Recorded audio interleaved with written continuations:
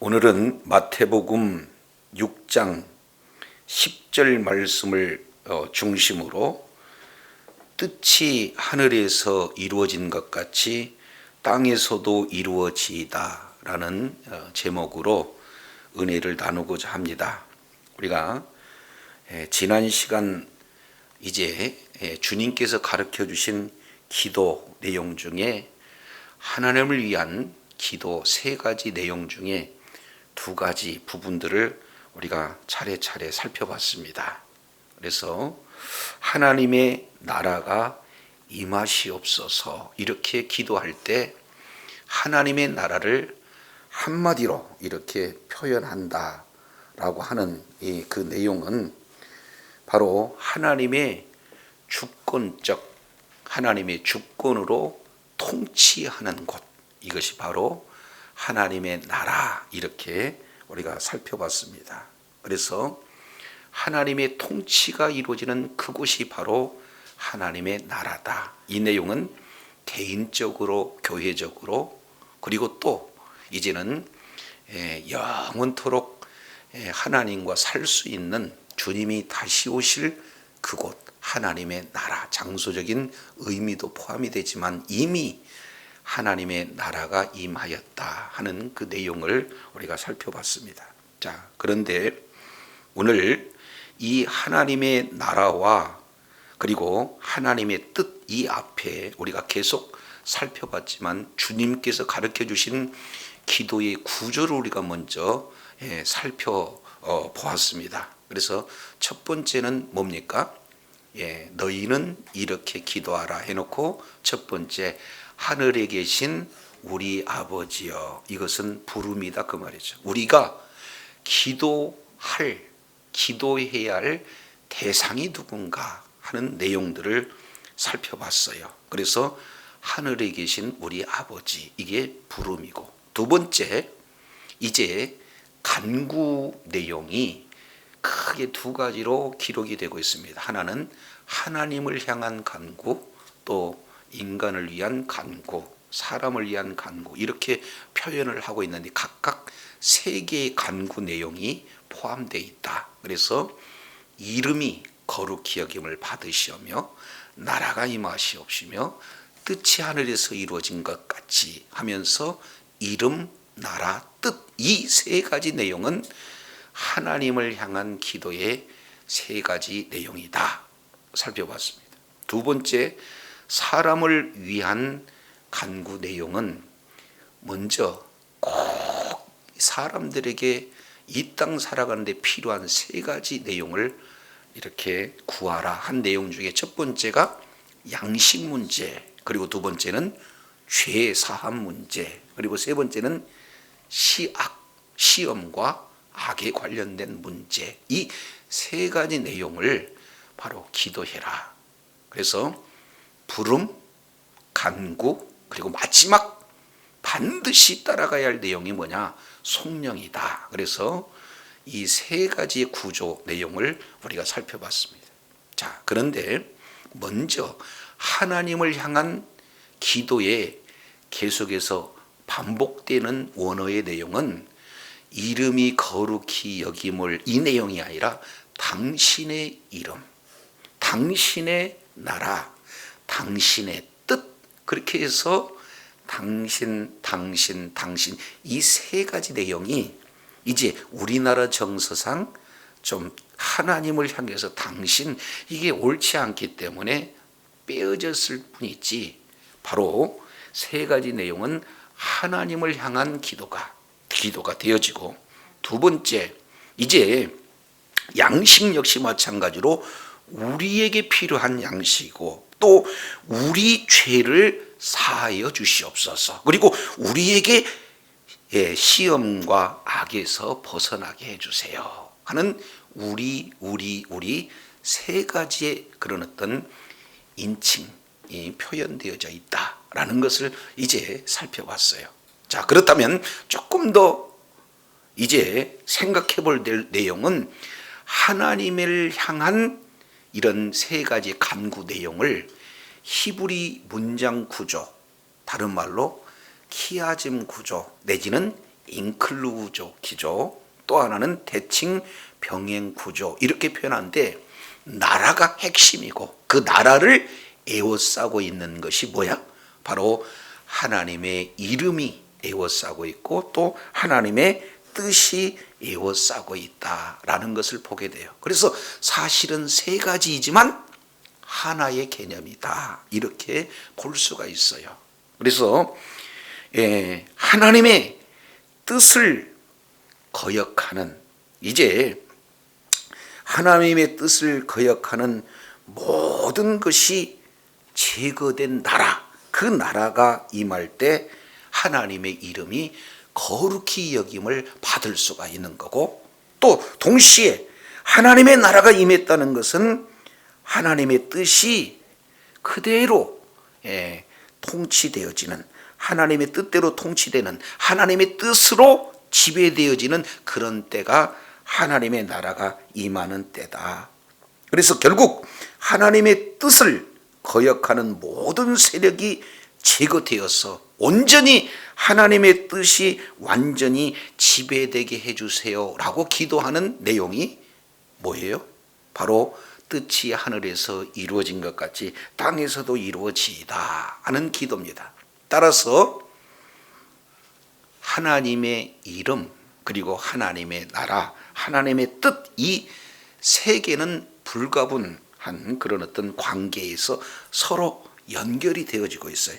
그래서 하나님 나라 가운데 다 포함이 되어 있다고 볼 수도 있고 하나님의 뜻 가운데 다 포함이 되어 있다고 볼 수도 있어요. 그러나 원문 내용을 통해서 보면은 하나님의 나라가 이루어지는 것을 좀 더 이제 구체적으로 설명해주고 보충해주는 그런 내용이 하나님의 뜻이다 이렇게 볼 수가 있게 되어지고, 그래서 진짜로 하나님의 나라가 완전히 임해서 하나님의 온전한 뜻이 지배되었을 때 하나님의 이름이 거룩히 여김을 받는다 하는 내용들을 우리가 살펴볼 수가 있습니다. 자, 그런 의미에서 이제는 하나님을 향한 세 가지 기도, 이름, 나라, 뜻, 이 내용을 압축 요약해서 진행하는 내용이 주기도문 전체를 딱 압축해서 하는 내용이 뭐냐?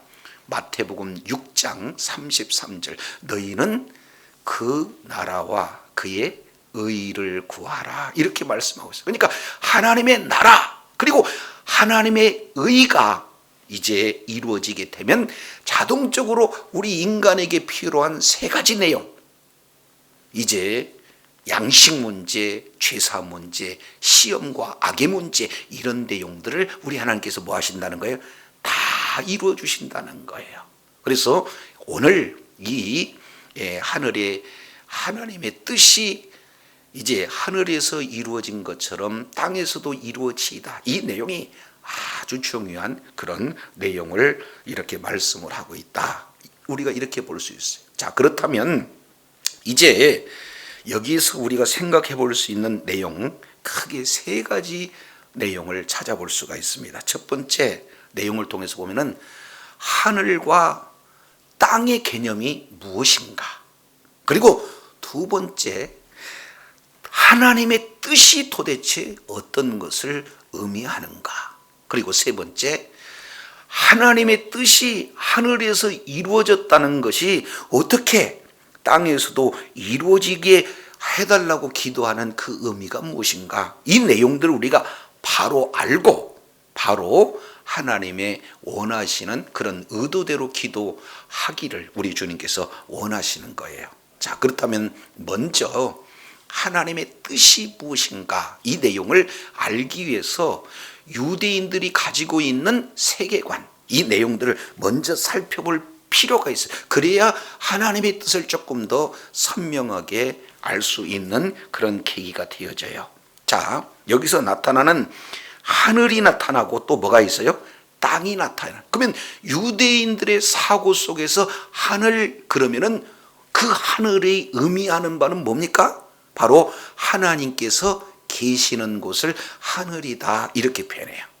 자, 두 번째, 그러면은 그들이 생각하고 있는 바 땅의 그런 어떤 의미는 뭘 말하고 있느냐?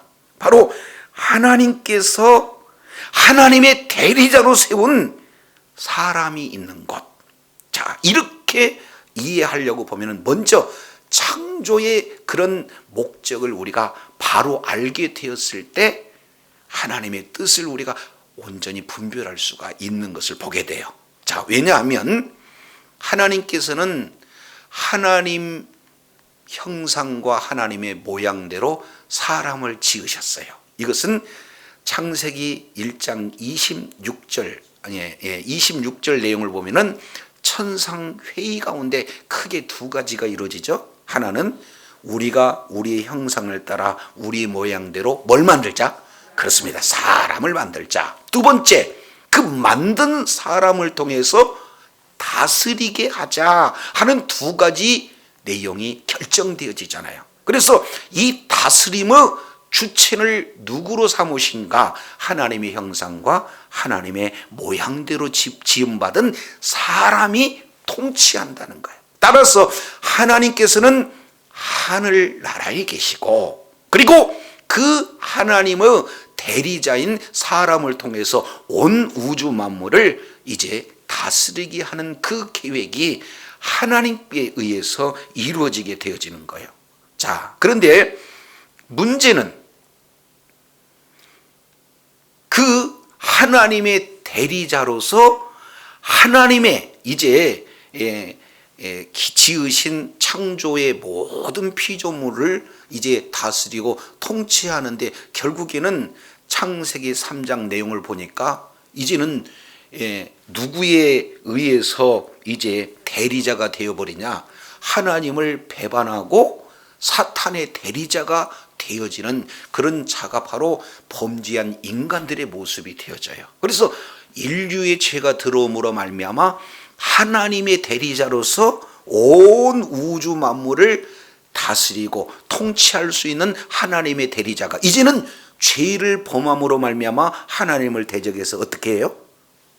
사탄의 대리자로 전락하는 아주 비극적인 역사가 나타나게 되어지는 거죠. 그래서 이제 이 문제를 이제 해결하기 위해서 하나님께서 친히 육신을 이 몸을 입고 이 땅에 오신 분이 누구예요? 예수님이에요. 다시금 이제 잃어버리는 깨어진 하나님의 형상을 회복하실 분이 누구다?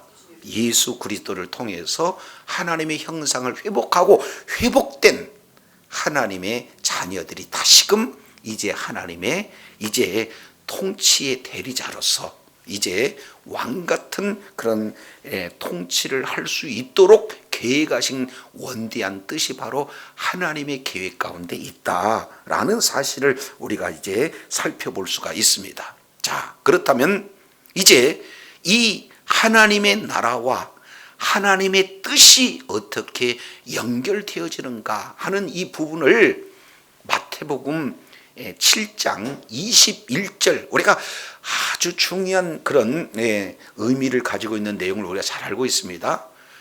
이렇게 표현하죠. 주여 주여 하는 자마다 천국에 들어갈 수가 없고, 그러면 누구만 천국에 들어간다는 거예요? 아버지의 뜻대로 행하는 자라야 바로 천국에 들어갈 수 있다. 그러면은 결국에 하나님의 나라와 그리고 하나님의 뜻이 떨어지지 않고 긴밀히 연결되어 있다라는 것을 우리가 살펴볼 수 있어요. 따라서 하늘은 하나님의 뜻이 완전히 이제 하나님의 뜻대로 통치가 이루어지는 장소가 하나님의 나라라면, 이 땅은 대리 통치자의 배반을 통해서 어떻게 되는 거예요? 이제는 하나님의 뜻이 이루어지기보다는 마귀의 뜻대로 쓰임받는 그런 하나님의 뜻을 대적하는 세력들이 이 땅 가운데 이렇게 임하게 이루어지는 그런 어떤 상황 가운데 놓여졌다는 것이죠. 자, 그래서 그러면은 우리 주님께서 하나님의 뜻이 무엇인지 이 내용을 아주 구체적으로 표현해 주는 그런 내용이 마태복음 26장이 자세히 기록되고 있죠. 자, 이제 마태복음 26장, 우리 잠깐 다 알고 있는 내용이지만 찾아보도록 하겠습니다. 자, 마태복음 26장 내용을 보면은 예수님께서 십자가에 달리시기 전에 겟세마네 동산에서 하나님 앞에 간절히 기도하는 내용이 소개가 되고 있어요. 자, 그 중에 이 39절 내용을 보니까 하반절에 이렇게 표현해요. 내 아버지여, 만일 할만하시거든 이 잔을 내게서 지나가게 하옵소서. 그러나 나의 멋대로 하지 마옵시고 원대로 하지 마옵시고 아버지의 원대로 하옵소서. 여기서 아버지의 원이라는 것은 다른 말로 아버지의 뜻을 말하고 있어요. 그러니까 나의 뜻도 있고 동시에 아버지의 뜻도 있는데, 첫 번째 하나님 앞에 간절히 기도하고 있는 내용은 내 뜻대로 하지 말고 아버지 뜻대로 하옵소서 하는 내용이 땀방울이 핏방울처럼 간절히 하나님 앞에 들어지는 기도의 첫 번째 내용이에요. 그래서 이 내용은 어떤 의미냐? 바로 마지막까지 우리 주님께서 제자들을 훈련시키는 내용이, 이것을 우리는 일컬어서 수동적 순종이다 이렇게 표현해요. 자, 나의 원대로 마옵시고 뭐한다? 아버지 원대로 해라. 내 원도 있다는 거예요. 그러나 하나님께서 하나님의 뜻을 이룬다면 나는 거기에 따라가겠다 하는 수동적인 순종 훈련을 지금 첫 번째 기도를 통해서 말씀하고 있어요. 자, 두 번째 42절 내용을 보니까 이제는 두 번째 나가서 기도하면서 이릅니다. 내 아버지, 만일 내가 마시지 않고는 이 잔이 내게서 지나갈 수가 없거든. 이제는 뭐예요? 아버지 원대로 되기를 원하나이다. 여기는 아주 이제 뭐가 되냐면 내 원이라기보다는 누구 원만 나와요? 아버지 원만, 아버지 뜻만 나오는, 이것을 능동적 순종이다 이렇게 표현해요.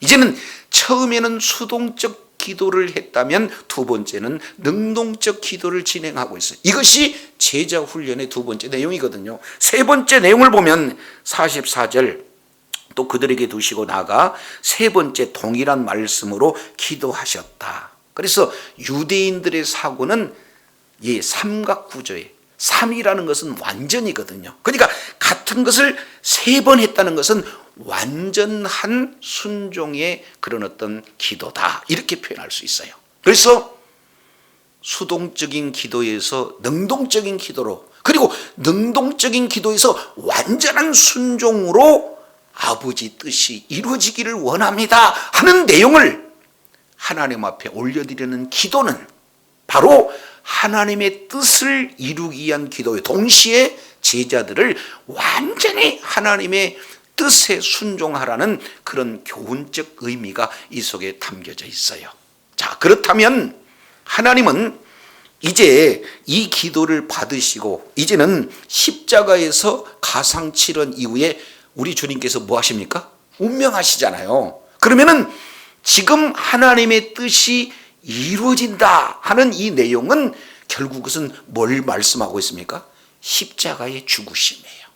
자, 그래서 1차적으로 하나님의 뜻은 무엇인가? 십자가의 죽으심이다. 그러면 이 십자가의 죽으신 의미가 예수님의 사역과 어떤 관계가 있는가? 이 부분을 예수님께서 직접 해석해 주시는 장면이 있습니다. 자, 이 내용을 이제 어디를 살펴보느냐? 바로 요한복음 6장 이 내용을 우리가 살펴보도록 하겠습니다. 자, 요한복음 6장 잠깐 살펴보기를 원합니다. 이제 하나님의 뜻이 무엇인가? 이거에 대해서 우리가 확실히 정리해 놓지 않는다. 그러면은 하나님의 뜻이 무엇인지를 알지 못하잖아요. 그잖아요. 그래서 하나님의 뜻이 무엇인가? 이 내용을 예수님께서는 뭐라고 말씀하시는가? 자, 이렇게 표현해요. 38절. 내가 하늘로서 내려온 것은 내 뜻을 행하려 함이 아니요 나를 보내신 이의 뜻을 행하려 함이니라 그랬습니다. 그러면 예수님께서 이 땅에 오신 목적, 이유, 그 내용은 무엇을 말씀하고 있습니까?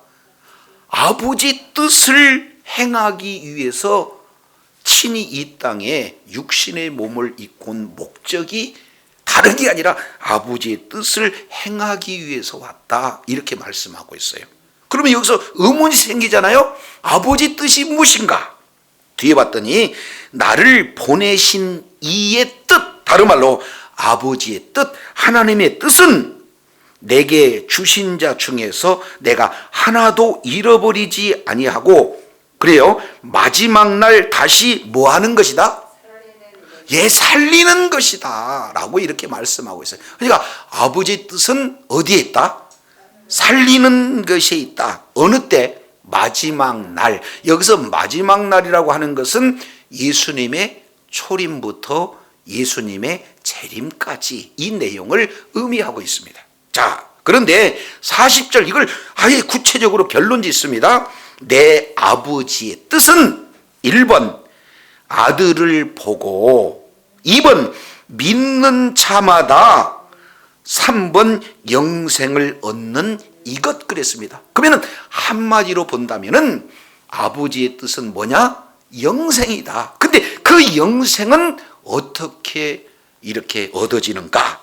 아들을 보고 그 아들을 믿는 자에게 영생이 주어져요. 그러면 그 영원한 생명을 가진 그 자는 마지막 날에 내가 다시 살리리라 하니 영원토록 하나님과 사는 영원한 생명이 유지되고 계속 이루어지는 것이 바로 아버지의 뜻인 줄로 믿으시기를 바랍니다. 그러면 이제 예수님께서 친히 가르쳐 주신 내용으로 하나님의 뜻이 무엇인지를 우리가 살펴봤어요.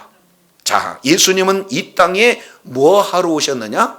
아버지의 뜻을 이루기에 오셨고, 그리고 이제는 아버지의 뜻을 이루시는 일만 하다가 마지막에 아버지의 뜻이 이루어 달라고 간절히 기도하고 아버지의 뜻을 이루심으로 십자가에서 죽으실 때 요한복음 19장 30절 테텔레스타이, 내가 다 이루었다, 이렇게 말씀하고 있어요. 그러면 예수님의 사역 전체 내용을 우리가 살펴봤더니 아버지의 뜻을 이루기 위해서, 행하기 위해서 이 땅에 오셨고, 날마다 사역을 통해서 이제는 살리는 일, 다른 말로 영생을 주는 일, 다른 말로 하나님의 뜻을 이루는 일만 진행하시다가 마지막에 아버지 뜻을 이루게 해달라고 기도하시고 십자가에서 다 이제 죽으시면서 내가 다 이루었다 하시고 죽으는, 다 이루는 것은 무엇을 다 이뤘다는 겁니까? 아버지의 뜻을 다 이뤘다는 거예요. 그래서 아버지의 뜻은 이미 십자가상에서 이루어지는 줄로 믿습니다. 이미 하나님이 통치하고 계시는 하나님의 나라는 100% 하나님의 뜻이 이루어지는 장소요. 그 하나님의 뜻이 이 세상 가운데 이루시기 위해서 하나님이 친히 육신의 몸을 입고 이 땅에 오신 예수 그리스도께서 하나님의 뜻을 이루기 와서 하나님의 뜻을 이루시다가 하나님의 뜻을 이루시고 다시금 하나님의 나라, 이제 하나님 보좌 우편에 계셔서 오늘 또 저와 여러분을 향해서 하나님의 뜻이 이루어지기를 위해서 중보 기도하고 있는 내용을 우리가 예수님의 사역의 내용을 통해서 살펴봤어요. 자, 그렇다면 이제 아버지의 뜻이 하늘에서 이루어진 것 같이 땅에서도 이루어지다 라고 하는 이 내용 가운데 이제 하나님의 나라는 하나님이 계신 장소요. 하나님이 계신 장소에서 하나님이 뜻대로 통치가 이루어지는 하나님의 나라다. 그런데 그게 이제는 이 땅은 이제는 하나님의 뜻을 이루기에 대리자로 세운 사람들이 죄를 지음으로 말미암아 하나님의 대적이 되어서 이제는 하나님의 뜻을 이루기보다는 오히려 마귀의 대리자가 이제 되어 하나님의 뜻을 정면적으로 대적하는 그런 세상 속에 이제는 하나님의 뜻을 이루기 위해서 예수님께서 이 땅에 오시고 하나님의 뜻을 이 땅에 이루어지도록 완성하고 가신 분이 바로 우리 주님이시다라는 사실을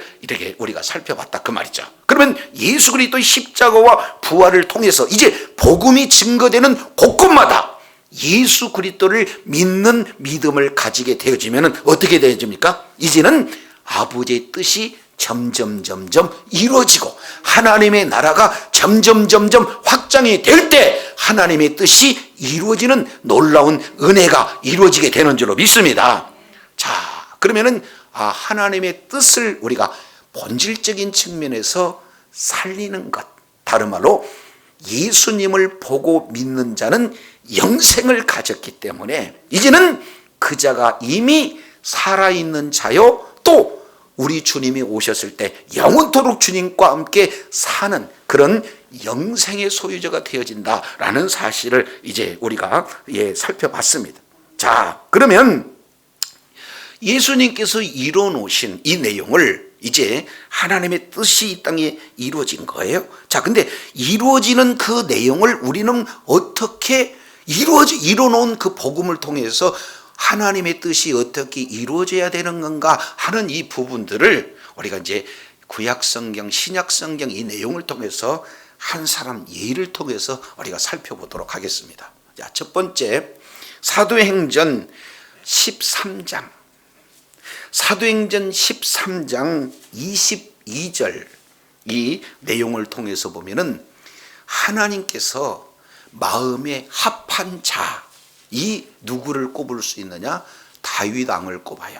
그래서 이제 사울 왕을 패하시고 친히 우리 주님께서 당시의 모든 사람들을 이제 인터뷰하셔서 만나니, 다른 말로 인터뷰하셔서 한 사람 다윗을 찾았는데 마음이 합한 사람 다윗을 찾았어요. 그래서 그 마음이 합한 다윗을 통해서 이제는 무엇을 이루시기를 원한다 이렇게 말씀하고 있습니까? 내 뜻을 다 이루게 하리라 이렇게 말씀하고 있어요. 자, 그랬는데 뒤에 사도행전 13장 36절 내용을 통해서 보면은 당시에 다윗은 당시에 하나님을 따라 섬기다가 뭐 했어요?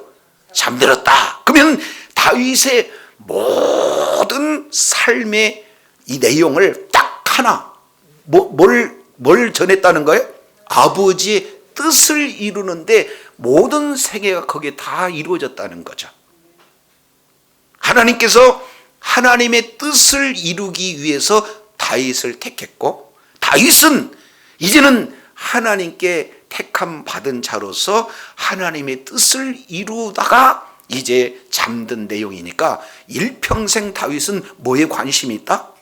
하나님의 뜻에만 관심을 두고 하나님의 뜻을 이루는 그런 어떤 삶을 살았다라고 지금 사도행전 기자는 정확하게 기록하고 있는 내용들을 볼 수가 있어요.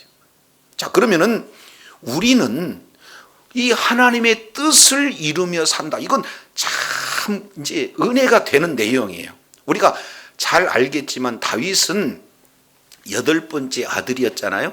그러니까 겉으로 보면은 형들이 밀렸어요. 그것도 부모도 인정한 겁니다. 그러니까 부모도 사실은 외면한 사람, 형들도 외면한 사람. 그러니까 그 당시에 제대로 배우지 못했습니다. 갇혀 있는 내용은 별로 없어요. 그런데 하나님께서 하나님의 뜻을 이루고자 몸부림쳤던 다윗에게 필요하면 우리 주님께서 하나님의 뜻을 이루라고 지혜도 주고, 필요하면 능력도 주시고, 필요하면 사람도 붙이시고, 필요하면 이제 어떻게 됩니까? 주변의 모든 나라와 싸울 수 있는 그런 전쟁의 승리도 우리 주님이 허락하여 주셨다는 거예요.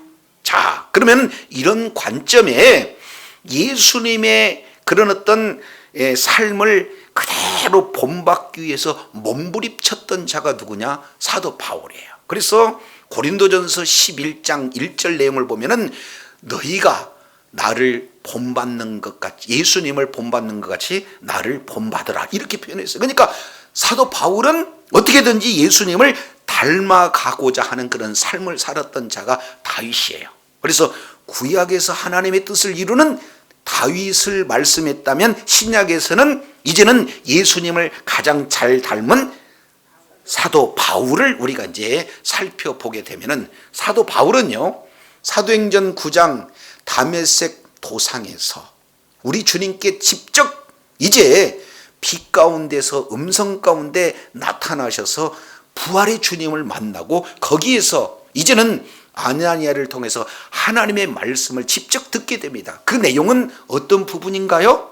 바로 너는 내 이름을 전하기 위한 나의 그릇으로 됐겠다 하고 우리 주님께서 말씀을 하고 있어요. 그러면은 하나님의 이름을 전하기 위한 이 내용이 어떤 부분인가? 훗날 다윗은 이제 1차, 2차, 3차 전도 여행 이후에 지금 에베소 이제 장로들을 불러다가 내가 지금 예루살렘으로 올라가면 이제 띠띠워서 이렇게 큰 고난을 이렇게 받게 된다는 사실을 알고 마지막 유언적인 의미로 에베소 장로를 불러가지고 그때 간절히 이렇게 설교하는 그런 어떤 장면이 사도행전 20장에 기록되고 있습니다. 그러면은 사도 바울은 사도행전 20장에 자기의 목회 전체를 말씀하면서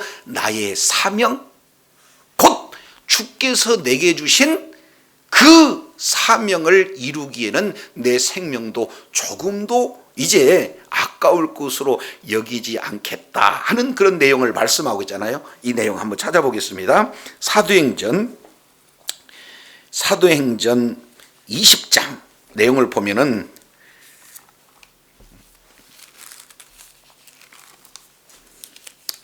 이렇게 말씀하고 있죠. 22절입니다. 보라, 내가 이제 나는 성령의 매임을 받아 예루살렘으로 가는데 거기서 무슨 일을 만날지 나는 알지 못한다. 그러면서 23절, 오직 성령이 각 성에서 내게 증거하여 환난과 결박과 환난이 나를 기다린다 하시니, 이렇게 얘기해요. 그러니까 사도 바울은 이 성에 가도 예언자를 통해서, 저 성에 가도 예언자를 통해서 바울, 내가 예루살렘에 올라가면은 결박과 환난이 기다린다는 사실을 성령을 통해서 한두 번 한 게 아니라 계속해서 가르쳐 줬다는 거예요. 그러면은 예루살렘에 올라가면은 환난과 결박이 있다는 것 사도 바울은 알아요, 몰라요? 알아요.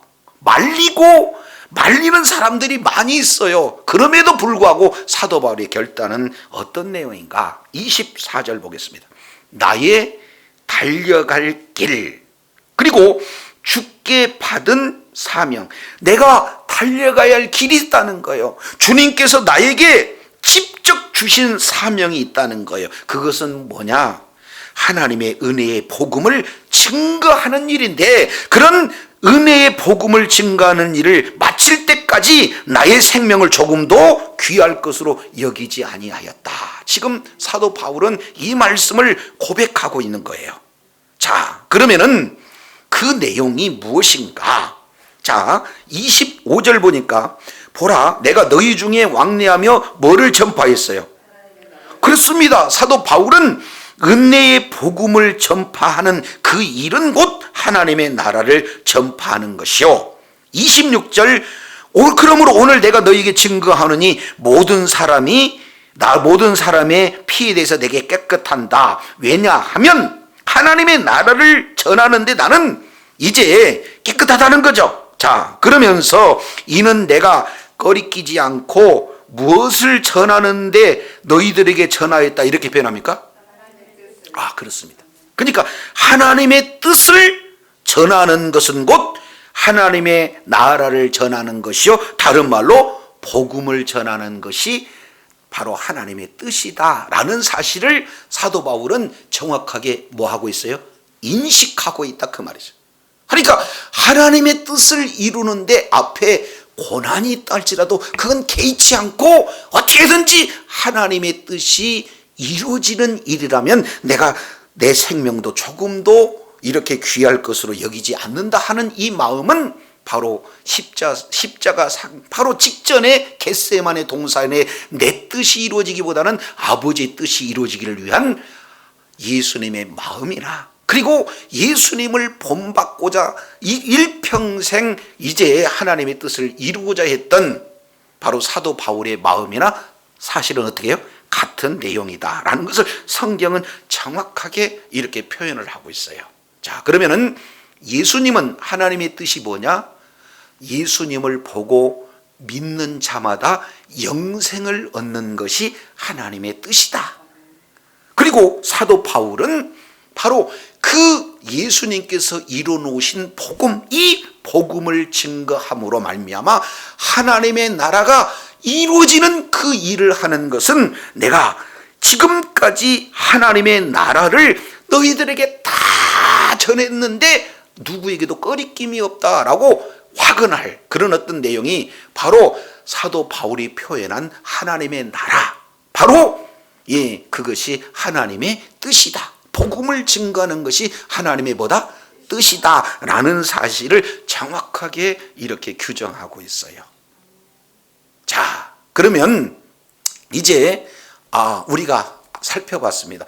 하나님의 뜻이 무엇인지 예수님을 통해서, 사도 바울을 통해서, 그리고 구약 바로 다윗의 예를 통해서 이제는 하나님께서 성경에서 주역으로 쓰는 자들은 예수님이 이 땅에 오신 정확한 이유와 목적을 알고 예수님께서 행하신 일들이 무엇이고 예수님께서 마지막까지 이루시는 그 내용이 바로 하나님의 뜻이란 것을 알았어요. 그래서 구약의 예수님의 예표로서 쓰임받았던 다윗 역시 마찬가지로 아버지의 뜻을 이루기 위해서 모든 삶의 포인트를 맞췄던 거고, 사도 바울 역시 하나님의 뜻이 이루어지는데 전 생애에 목숨도 귀 여기지 않고 하나님의 뜻을 이루는 자리에 가장 먼저 앞장섰던 자가 사도 바울인 것처럼 저와 여러분이 하나님의 뜻을 바로 알고 하나님의 뜻을 이렇게 전하는데 존귀하게 쓰임받는 은혜가 있기를 원합니다. 자, 그러면은 이제 바울의 내용을 통해서 이렇게 살펴봤습니다. 자, 그러면은 이걸 이제 조금 더 우리 삶 속에 하나님의 나라에서는 하나님의 뜻이 이미 이루어졌고, 그리고 이 땅 가운데 하나님의 나라가 이루어지기 위해서 예수 그리스도께서 십자가에서 이제는 하나님의 뜻을 다 이루심으로 말미암아 그 복음을 들고 복음을 증거하는 곳곳마다 예수님을 믿고 영생을 얻는 많은 자들이 바로 이제는 하나님의 뜻을 대적하고 하나님의 말씀을 대적하는 자들이 이제 예수님을 믿는 믿음으로 하나님 나라에 들어오게 되어질수록 점점 하나님의 나라가 뭐예요? 확장되어지는 그 자체가 하나님의 뜻이 이제 이 땅에서 이루어지는 그런 내용인 줄로 깨달으시기를 바랍니다. 그랬을 때 하나님의 이름이 거룩히 여김을 받는 거예요. 자, 그렇다면 이제 어디를 살펴보느냐? 자, 사도 바울이 그러면 우리 삶의 현장 속에서 하나님의 뜻이 이루어지는 내용, 대표적인 것 3가지를 이렇게 말씀을 하고 있어요. 자, 그 중에 어디를 살펴보냐면은 데살로니가전서 4장을 우리 한번 살펴보도록 하겠습니다. 데살로니가전서 4장 1절, 정말로 형제들아 우리가 예수 안에서, 주 예수 안에서 너희에게 구하고 권면하노니 너희가 마땅히 어떻게 행할 것인가, 마땅히 행할 것이 무엇인가, 그 내용을 이렇게 해요. 하나님을 기쁘시게 하는 것, 이렇게 표현하고 있어요. 그래서 우리가 하나님께 기쁘게 하실 것이 무엇인가, 삶의 기본 원칙이 뭐예요? 하나님을 어떻게 하면 기쁘시게 할 것이 무엇인가, 이 내용을 히브리 기자는 믿음이 없이는 하나님을 기쁘시게 할 수가 없다 그랬죠. 그러니까 믿음으로 사는 삶, 하나님께 기뻐할 것, 이 내용이 우리는 이미 받았어요. 과거적 시제죠. 그리고 지금 우리가 행하고 있는 바입니다. 그리고 앞으로 더욱더 많이 뭐 하는 거예요? 힘써요. 그래서 과거, 현재, 미래의 시제를 써서 과거에도 하나님을 기쁘시게 하는 일을 살아왔고 현재도 기쁘게 하시는 일을 살 뿐만 아니라 계속해서 앞으로 기쁘게 하는 일에 힘써야 될 것을 지금 권면하고 있다. 그 말이죠. 그러면은 하나님을 기쁘게 하는 일이 무엇일까? 그 내용은 하나님의 뜻을 이루는 삶이에요. 그러면 하나님의 뜻을 이루는 내용을 뭐라고 표현하고 있는가? 4장 3절 내용을 보니까 이렇게 표현해요. 하나님의 뜻은 이것이니 너희의 뭐라고 해요? 그렇습니다. 거룩함. 아버지의 이름이 거룩히 여김을 받으시길 원합니다. 하나님의 나라는 한마디로 거룩의 나라예요. 그래서 아버지의 뜻은 뭐냐? 너희가 거룩하기를 원하는 거야. 내가 거룩하니 너희도 거룩하라. 그래서 하나님과 그리고 하나님의 예수님을 믿는 믿음을 가진 하나님의 자녀가 서로 교제는 어디에서 이루어져요? 거룩한 가운데 이루어져요. 그래서 하나님은 늘 있는 그 장소가 어떤 장소가 되어야 된다? 거룩한 이 부분들을 말씀을 하고 있어요. 두 번째, 자 4장 7절 내용을 보니까 하나님이 우리를 부르신 목적이 뭔가 봤더니 부정하는 것이 아니라 뭐예요? 거룩하게 하십니다 라는 것을 지금 말씀하고 있어요. 그래서 하나님의 뜻도 거룩이요, 그리고 하나님께서 우리를 부르시는 목적도 거룩이다. 이 내용은 구약 맥락에서 레위기서 19장 내용을 보면 내가 거룩하니 너희도 거룩하라 우리 주님께서 말씀하고 있어요. 그래서 하나님의 뜻이 무엇이냐? 바로 거룩한 가운데 거하는 것. 이 일을 위해서 우리 주님이 뭐하고 있어요? 부르신 겁니다. 그러면 이 거룩이라는 내용도 요한복음 17장 17절 이하 내용을 통해서 살펴봤더니 거룩은 어떻게 되느냐? 하나님의 말씀으로 거룩하게 되어진다 라는 것을 말씀하고 있어요. 그래서 예수 그리스도를 믿는 믿음으로 우리가 거룩하게 되어지는 줄로 깨달으시기를 바랍니다. 그래서 예수님이 없는 거룩은 생각할 수도 없어요. 이건 윤리와 도덕적인 거룩의 내용이 아니다 라는 것을 우리가 살펴보게 됩니다. 그래서 이 거룩을 거룩 가운데 우리 주님께서 부르시고 거룩 가운데서 주님과 교제하는 이런 내용을 사도 바울은 첫 번째 하나님의 뜻이 뭐냐? 거룩이다 이렇게 지금 말씀하고 있어요. 자, 두 번째 5장 데살로니가전서 5장 16절 이렇게 표현합니다. 항상 기뻐하라.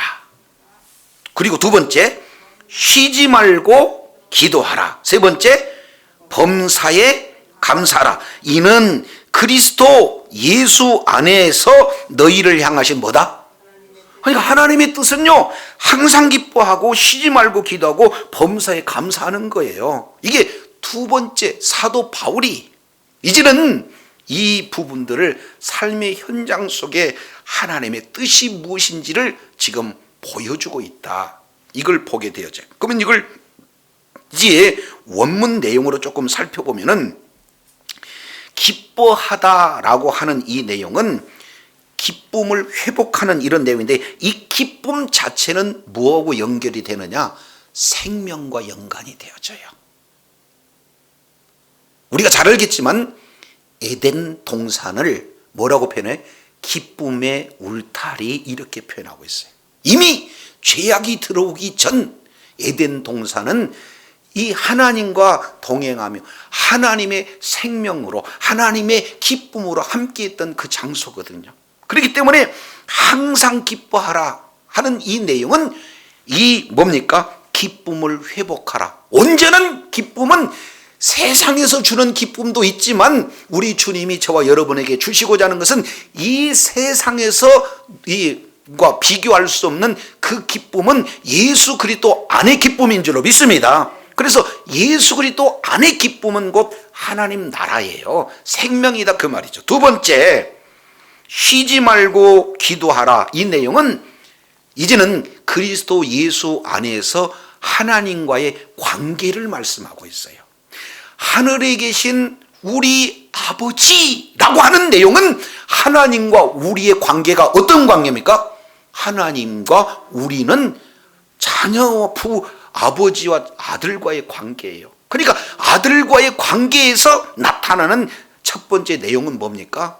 교제다 그 말이에요. 아버지기 때문에 아버지 이 일을 들어주세요 하는 그런 어떤 내용입니다. 이것은 꼭 구하기보다는 본질적인 내용이 뭡니까? 교제가 이루어지는 거예요. 기도가. 그래서 이제는 하나님 나라 안에서 하나님과의 교제를 기도로 이렇게 표현하고 있습니다. 세 번째, 범사에 감사하라. 이 감사하는 내용은 축복과 어원이 같습니다. 예. 그래서 이제는 사람 입장으로 봤을 때는 감사, 하나님을 향해서 감사할 때 우리 주님은 뭐 하는 거예요? 감사 자체가 뭘로 우리에게 적용되느냐? 축복으로 연결이 돼요. 그러니까 하나님 복 주시옵소서 이런 내용보다도 하나님께 감사하면 복의 환경이 넘쳐나게 된다 그 말이죠. 그래서 항상 기뻐하고 쉬지 말고 기도하고 범사에 감사하라. 이 내용을 하나님 안에서 그리스도 안에서 이 부분들이 이루어지기 때문에 이것은 무엇과 연결이 되느냐? 하나님의 뜻과 연결이 되어지는 줄로 믿습니다. 그래서 거룩, 그리고 또 하나는 앞에 차만 따가지고 항쉬범, 항상 기뻐하라, 쉬지 말고 기도하라, 범사에 감사하라. 이것이 두 번째 사도 바울이 삶의 현장 속에서 하나님의 뜻이 무엇인지 밝히 보여주는 그런 내용들을 말씀하고 있어요. 자, 세 번째 내용을 통해서 살펴보면, 자, 이제 거룩과 연관이 되어져 있는 거예요. 자, 이 부분을 레위기서 1장부터 27장까지 전체를 압축 요약해서 결론적으로 말씀하고 있는 그 구절이 어디냐? 바로 로마서 12장 1절 그리고 12장 2절 말씀이에요. 자, 이 레위기서 전체의 핵심 단어는 거룩입니다. 거룩. 거룩. 근데 이 거룩으로 나가고 거룩을 유지하는 것은 뭐냐? 그 중심에 제사법이 있어요. 근데 그 제사, 이제 구약의 제사가 신약의 예배로 바꿔지는데 그 가장 본질적인 내용을 말씀하고 있는 것이 로마서 12장 1절이에요. 자, 내용을 통해서 살펴보면은 하나님께서 기뻐하시고, 두 번째 거룩한, 세 번째 산 제물을, 너희 몸을 거룩하고, 예? 또 기뻐하시고 거룩한 산 제사로 드리라. 이는 너희의 드릴 뭐다? 그럼요, 제사가 영적 예보로 되는데 세 가지 내용을 말씀하고 있어요. 여기서 하나님이 기뻐하신다 하는 그 내용은 받으실 만한 제사. 두 번째, 거룩한, 이 내용은 구별된 제사. 세 번째는 구약은 죽은 거지만 신약은 뭐예요? 산 것으로 이렇게 드려지는 거예요. 근데 이 산, 생명이라는 것은 예수님 안에만 생명이 있는 줄로 믿습니다. 그렇기 때문에 예수님이 없는 제사는 하나님이 받으실 수도 없고 구별되지도 않습니다. 그렇기 때문에 거룩하고 기뻐하시고 거룩하신 산 제사를 우리 하나님 앞에 드리는 이런 내용이 바로 어떤 내용인가? 거룩한 이제 제사요, 하나님께서 영적 제사다 이렇게 말씀을 하고 있어요. 근데 이걸 또 오해해가지고 몸만 드린다, 이거 큰일 나는 거예요. 이것은 히브리적 사고 내용으로 보면은 통전적 사고로 봤을 때 부부는 전체를 말씀하고 있기 때문에 몸을 드린다는 것은 우리 인격 전체를 드린다는 의미가 그 속에 포함이 되어 있어요. 그래서 이미 하나님 앞에 예배를 드릴 때 구약은 제물을 통해서 드렸지만 우리는 우리 자신을 하나님 앞에 드리게 되어지는 이 내용들을 말씀하고 있습니다. 그래서 2절 내용을 우리가 살펴보게 되어지면 뭐라고 표현하냐? 이제 예배를 드리기 전과 예배를 드리기 이후에 하나님이 받으셨는 자, 아니면 하나님께서 받지 않았는가? 무엇을 통해서 알 수 있느냐? 마음의 변화를 받아, 이렇게 표현하고 있어요. 그러니까 예배를 드렸는데도 그저 말씀만 은혜 받았습니다, 이 내용은 예배 드린 게 아니에요. 예배를 드렸으면 예배 가운데 주님을 만나고 예배 가운데 주님과 깊은 교제가 이루어지고, 그래서 그 속에서 하나님의 뜻을 발견한다, 그 말이에요. 말씀을 통해서. 그러면 내가 말씀대로 이제는 살겠습니다라고 결단하는 것을 우리는 뭘로 표현하냐면 변화, 그러죠. 그래서 예배를 드리는 자와 드리지 못한 자, 첫 번째 내용은 뭡니까? 변화가 되었느냐, 변화가 되지 않았느냐, 이것을 통해서 구별해 볼 수가 있죠. 자, 그렇다면 변화되어서인지면 어떻게 할게? 그 뒤에 로마서 12장의 2절 내용을 통해서 살펴보니까 거기에 이제 오늘 주님께서 가르쳐주신 기도와 아주 연관된 세 번째, 사도 바울이 원하고 있는 하나님의 뜻이 무엇인지를 말씀하고 있습니다. 너희는 이 세대를 본받지 말고 오직 마음을 새롭게 함으로 변화를 받아 하나님이 선하신 뜻이 무엇인가, 하나님께서 기뻐하신 뜻이 무엇인가, 하나님이 온전하신 뜻이 무엇인가, 뭐하는 삶이에요? 분별하는 삶이다. 그러니까 늘 우리들은 삶의 현장 속에서 어떤 것이 하나님이 선하시다고 할까, 기뻐하시다고 할까, 온전하시다고 할까 하는 그 뜻을 뭐하는 삶? 분별하는 삶. 이것을 생활 속의 예배, 이렇게 우리가 살펴볼 수 있어요. 그러니 궁극적으로 하나님의 말씀을 받은 자는 예배의 승리자가 되어야 될 줄로 믿습니다. 자, 이제 세 가지를 말했어요. 하나는 하나님의 뜻이 뭐냐?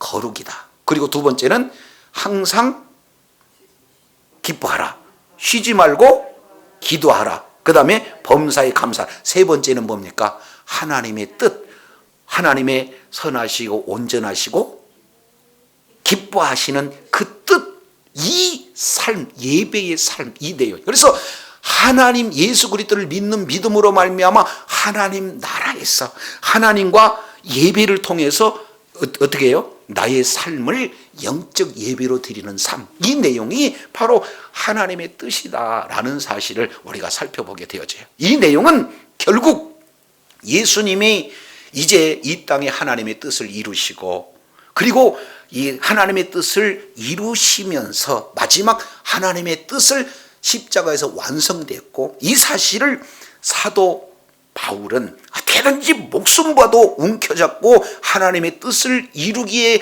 하는 삶을 사도 바울은 영적 예배의 삶을 사는 것이고, 그것은 하나님의 나라를 확장하는데, 하나님의 뜻을 이루는데, 아버지 이름을 거룩히 여김받는데 전심전력했던 사도 바울의 모습을 살펴볼 수가 있습니다. 그것은 바로 거룩한 삶이요, 항상 기뻐하고 쉬지 않고 기도하고 범사에 감사하는 하나님의 나라를 누리는 삶이요, 영적 예배의 삶인 줄로 믿습니다. 이제 마지막으로, 그렇다면 하나님의 뜻이 이 땅, 아버지의 뜻이 하늘에서 이루어진 것처럼 땅에 이루어지다 하는 내용은 어떤 의미냐? 바로 하나님의 뜻을 우리를 통해서 이루어지기를 원합니다. 하나님의 뜻을 이루는데 내가 이 일을 감당하겠습니다 하는 결단인 줄로 깨달으시기를 바랍니다. 자, 이 내용을 예수님께서는 마지막 이렇게 표현해요. 사도행전 1장 3절 내용을 보면은 이 땅에서 부활하시고 승천하시기 전 40일 동안 이 땅에 계시면서 이제는 부활의 주님을 나타내시면서 하시는 일이 있는데, 그것은 하나님의 나라의 일만 40일 동안 집중적으로 말씀하고 있는 줄로 깨달으시길 바랍니다. 그러면 하나님의 뜻을 이룬다는 것은 이제 너희는 예루살렘을 떠나지 말고, 그리고 내가 약속한 것을 기다리라. 그게 언제까지? 성령의 충만함, 성령의 약속을 받기까지 떠나지 말라는 거예요. 그러니까 하나님의 나라의 일은 사람의 능력으로 지혜로 할 수가 없고, 하나님의 일을, 하나님의 나라를 확장하고 하나님의 뜻을 이루는 것은 아버지의 성령, 약속하신 성령으로 충만했을 때 그 일이 가능한 줄로 믿습니다. 그래서 결국에는 오직 성령이 너희에게 임하면 너희가 권능을 받고 예루살렘과 온 유대와 사마리아 땅끝까지 이르러 내 증인이 되라 하는 삶이에요. 이것은 바로 하나님의 나라를 이루는 삶이요, 아버지의 뜻을 이루는 삶이요, 이 일을 이제는 예수님께서 하나님의 뜻을 이 땅에 이루시게 왔어요. 하나님의 뜻을 이루시는 삶을 살았어요. 하나님의 뜻을 이루는 이 장면은 십자가에서 이루었어요. 그리고 승천하시기 위해서 하나님의 뜻을 저와 여러분에게 맡긴 줄로 깨달으시길 바랍니다. 그래서 성령 충만을 받아 하나님의 뜻이 이루어지는 그곳이 하나님의 나라가 이제는 이루어지는 장소요, 하나님의 나라가 이루어질 때마다 아버지의 이름이 거룩히 여김을 받는 줄로 믿습니다.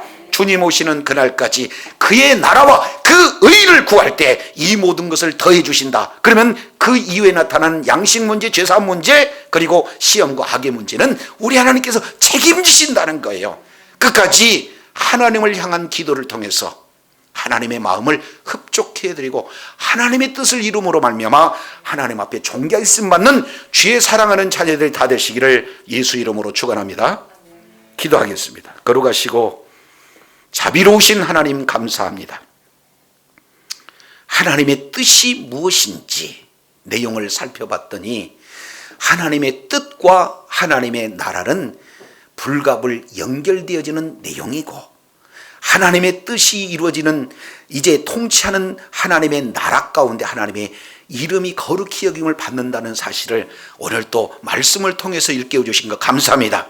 우리 주님께서는 아버지의 뜻을 이루기 위해서 이 땅에 오셨고 아버지의 뜻을 이루며 살다가 아버지의 뜻을 이제 다 이루시고 그 아버지의 뜻을 이제는 사랑하는 제자들에게 맡기시면서 이제는 그 사도 바울은 아버지의 뜻이 무엇인지 이제는 나의 달려갈 길 곧 주님께서 내게 주신 사명 복음을 증거하는 일에 아버지의 뜻이 아버지 하나님 다 증거되는 그 일에 생명도 조금 아까워지 않았다 이렇게 말씀하고 있습니다. 이제 삶의 현장 속에서 거룩 그리고 삶의 현장 속에서 이제 기도와 하나님 아버지의 기쁨과 그런 감사 이 내용은 하나님 나라를 온전히 이루는 그런 복된 삶의 모습이요 결국 영적 예배의 모습이라는 사실을 일깨워 주셨사온즉 어찌하든지 내가 하나님 나라 안에서 하나님의 뜻을 이루며 아버지 이름을 거룩히 여기는 삶을 살 뿐만 아니라 많은 영혼들에게도 이미 예수님께서 이루어놓으신 아버지의 뜻 가운데 거하기 위해서 아버지의 나라가 확장하는 일에 끝까지 의로운 병기로 쓰임받고 주님의 뜻을 이루는데 존귀하게 쓰임받는 주의 사랑하는 자녀들 다 되게 하여 주시옵소서. 우리 구주 예수님 이름으로 기도드립니다. 아멘.